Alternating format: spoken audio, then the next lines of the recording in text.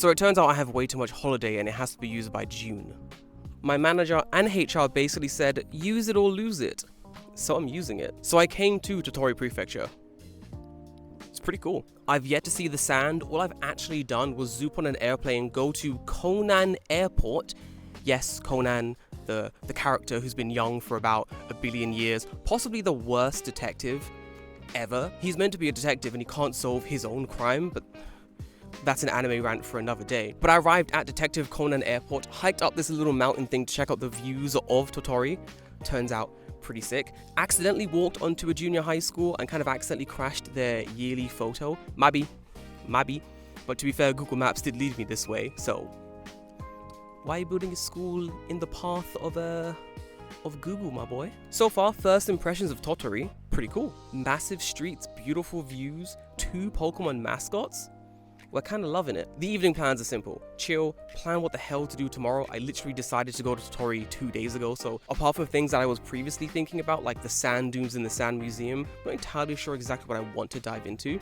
One thing I do know is that Tottori is very famous for coffee. They were famously the last prefecture in Japan to get a Starbucks. God knows why, because they drink the most coffee out of all prefectures in Japan. But they have their own Tottori exclusive cafe called Tsunaba. And I've seen a couple of them walking around Tottori, but I've yet to visit, so we're gonna have to try that out, see if it's better than Starbucks, see what it's rocking on, but yeah. But I'm pretty excited to take this prefecture off my list, as I've never been to Tottori. This should be a pretty good adventure. Let's go adventure. Yeah, let's go do some adventuring. Oh, there's an old man. Let's go say hi to the old man. Also, them mosquitoes were eating me alive. I can feel the mosquitoes swarming. They want my delicious blood.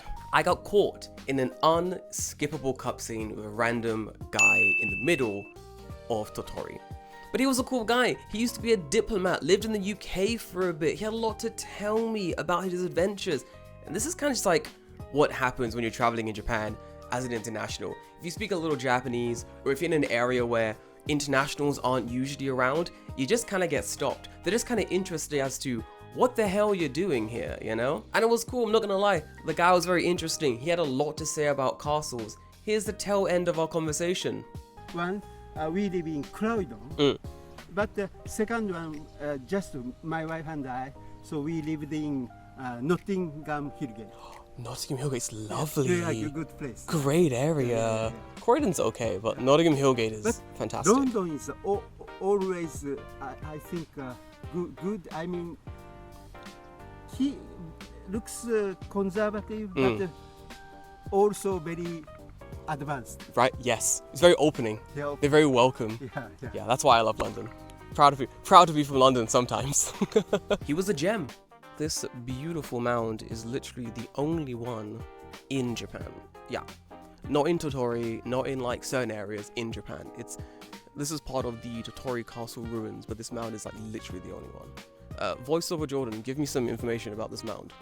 Yeah, thanks Jordan. Lucky for you, I actually did the research, so I know what's going on with this random bowl in the middle of the castle. What makes this location so famous today is the massive circular rock formation that was made in the 1600s. I think it was later refurbished as well at a later date, just because, you know, weather and earthquakes and stuff caused the structure to be weakened. It's known as Maki Ishigaki, and it's a rare stone structure that was created around 1807. The structure has been repaired and reformed using ancient techniques of the day to keep the structure historically intact, one would say. So the structure today stands as it did when it was built in the 1800s. It's considered one of the most unique structures in any castle. It's one of the only ones we have in Japan, so it's pretty significant. The castle is now in ruins, but the orb still remains.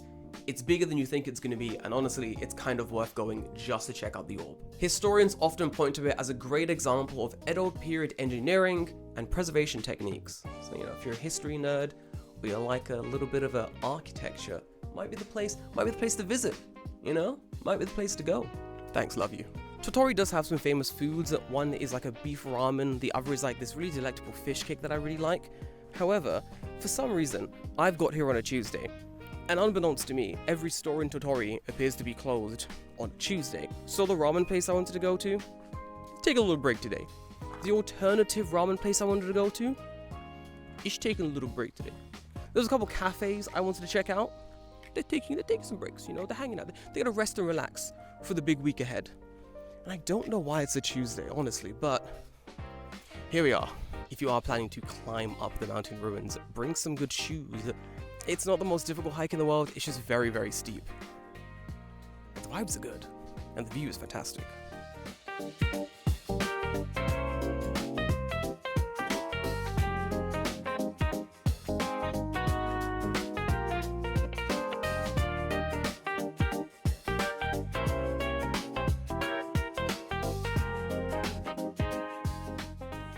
When you're traveling to prefectures like Osaka or Kyoto, Kobe, some of the big, more industrial cities, you don't really have to think too much about safety in regards to nature. However, when you start heading up north or going to some of the prefectures that are more surrounded by countrysides, you have to ask yourself the question, does this prefecture have bears? And if the answer is yes, you kind of do have to curb the way you're traveling just a little bit, especially now in 2026, 2027 Japan. I made a video around the end of last year about the increasing bear attacks in Japan. You can check it out right here, and that is still happening. There is still an increasing number of bear attacks happening in and around some of these bear hotspots. So if you are traveling to Tottori, some of the areas that do see bear activity, be a little bit careful. You know, it's not guaranteed you'll meet a bear. It's still pretty rare that you would encounter one, but still, bring a little bell, tie it onto your bag, just so you can ward off the bears.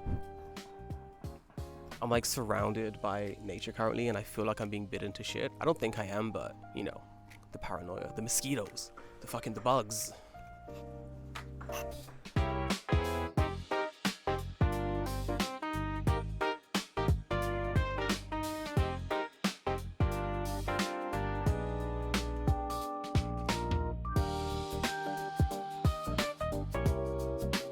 I was wondering what all that banging was. It's the Jinpukaku mansion.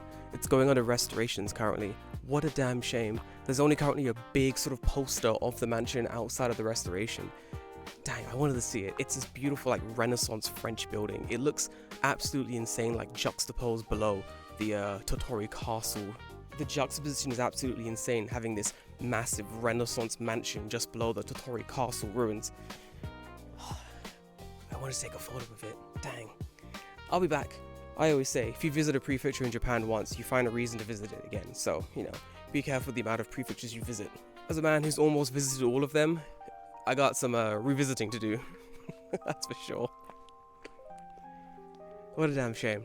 I'll be back. It's no worries. I actually ended up bumping into the exact same guy as I was leaving the Tottori Castle ruins, and he gave me a fantastic location to grab some of Tottori's famous foods. And the food I had my eye on was this beef ramen, and it was fantastic. Gyukotsu ramen is phenomenal. The soup is very savory but not overly heavy. The beef in the soup is delectable. It's so tender. This easily became one of my top 3 ramen in Japan. And I'm not the biggest fan of ramen. I like ramen, don't get me wrong, but I'm not here to eat it every single day. But this ramen, phenomenal. Honestly, once I came back from Tottori, I was still thinking about this ramen. I might have to go back just for the ramen. Bloody hell. My evening in Tottori was pretty phenomenal. The streets get really empty, eerily quiet, and I ended up jumping to a bunch of different bars and izakayas in the region. 2 particularly stood out. I'll tag them here, but also put them in the description below. They're very foreigner friendly. The people around are really nice. I did opt not to film any of my evening, only because it's a small prefecture, and everyone seems to know everyone, and I don't know how they felt about being on camera. And rather than ruin the vibes of the evening and whip out my camera and ask if I could film, I chose just kind of, relax, vibe, let people have their privacy, let people have a good evening. And it was really fun, honestly. And then I slowly made my way back to the hotel, for I had to get a good night's sleep, for officially, day 2 in Tottori was beginning. And day 2 meant one thing and one thing only, and that's sand.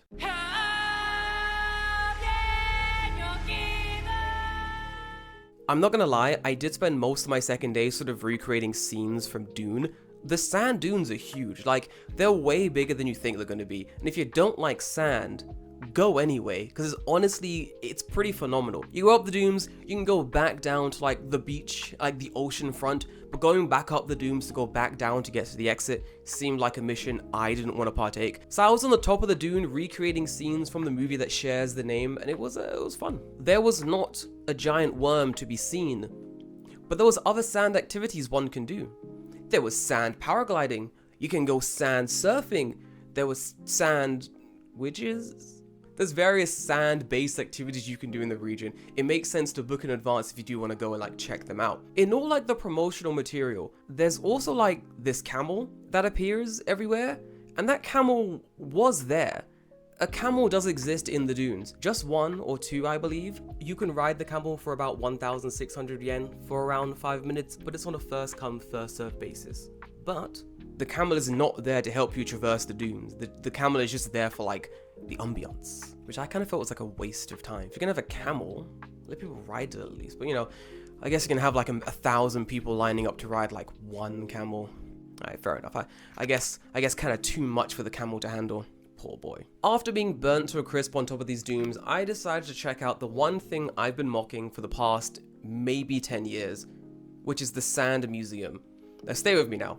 Turns out it's like one of the most phenomenal things that Tottori has done. It's absolutely breathtakingly cool. And I have to dive in to talk a little bit about the Sand Museum. Stay with me now. So during the 1990s, local authorities and tourism organizations began experimenting with large-scale sand sculpture events as a way to attract more visitors to the area. The expeditions gradually grew in scale and scope to end up with just the most phenomenal sand sculpture exhibitions you have ever seen. It got so big and it got so popular that eventually a building was created to host these sand sculptures. That building is now the Tottori Sand Museum.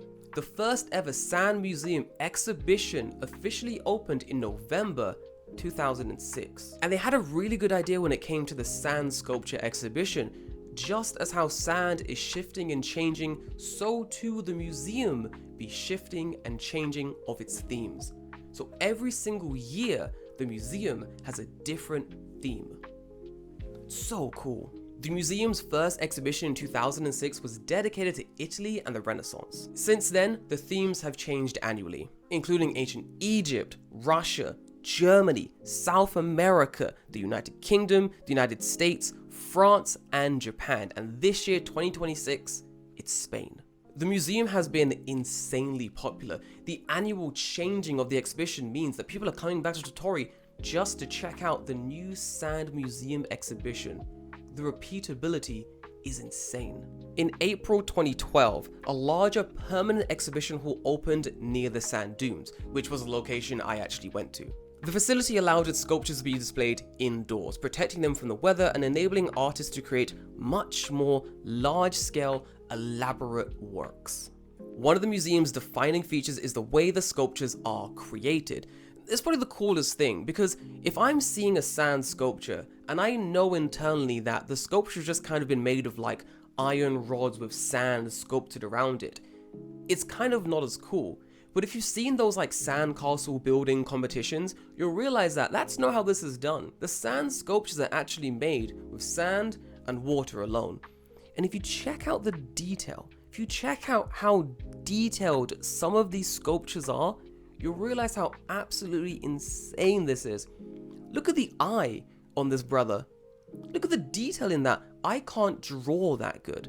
I don't think my eye is that detailed. I think my favorite part about the Sand Museum is how much it sort of leans on international collaboration. Because what they could have done was got a bunch of Japanese sand sculptures together and just kept it as a very sort of Japanese-centric event. But this is a way to reach out to the international community and build bridges with Tottori as a base. So every year, the people who come in to build these sand sculptures are from various nations around the world. And they make it very clear that that's the case. As you walk into the museum, there's a massive picture of all the people who designed the sand sculptures for that year. Today, nearly 2 decades after its opening, the Sand Museum remains the world's first museum dedicated to sand sculptures. Tottori is known for having a lot of things, but the Sand Sculpture Museum is honestly one of the best things they have to offer. And it does sound really weird that I'm saying like a sand museum is the best thing the prefecture has to offer, but you've got to go and check it out to really understand what I'm talking about. It's something pretty dang phenomenal.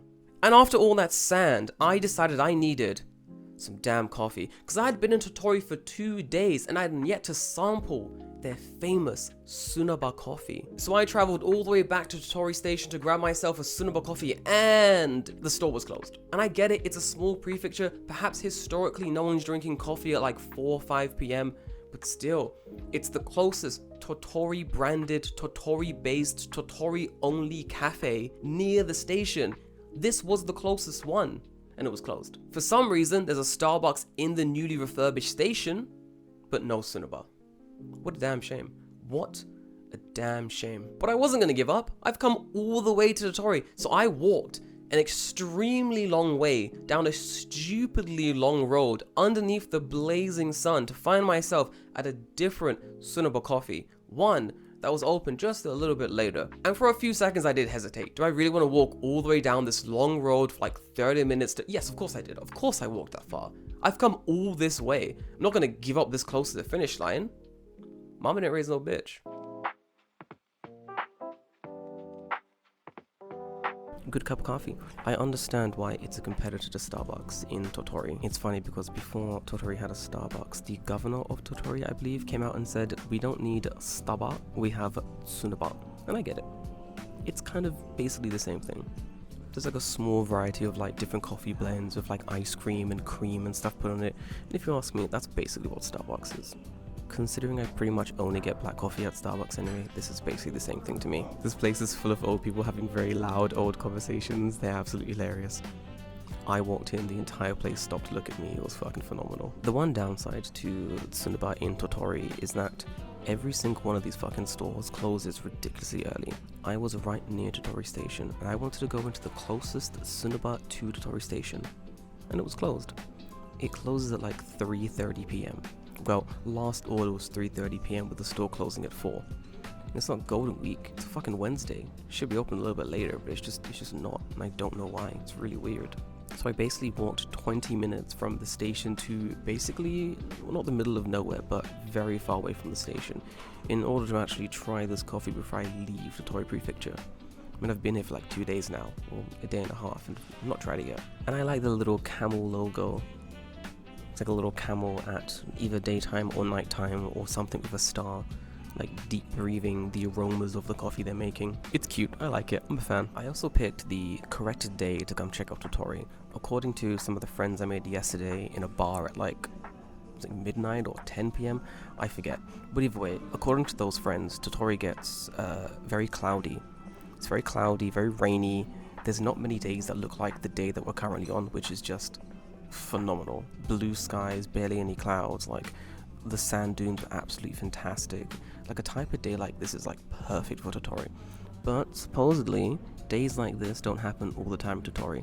Turns out I'm probably something that they're calling Hare Otoko, Tayo Otoko, Subarashi Otoko. I think it's Hare Otoko, which is like sunny boy, or like a man who brings the sun when he travels. And listen, I'm not saying it, they're saying it. I'm just gonna accept their compliments because, yeah, do you know what? Yeah, I think that's the case. It's very rarely that I travel somewhere and it's raining, right? I mean, I may be from London, but I'm bringing none of that London energy with me. Apart from the alcoholism and drinking, I'm bringing that everywhere I go. That's coming everywhere I go, dude. That's how you make friends everywhere, dude. Fuck. It is like 4 p.m. on a Wednesday, and it does appear that a lot of places in Tottori do close a little bit early, but luckily I've managed to tick off most of the things I want to do.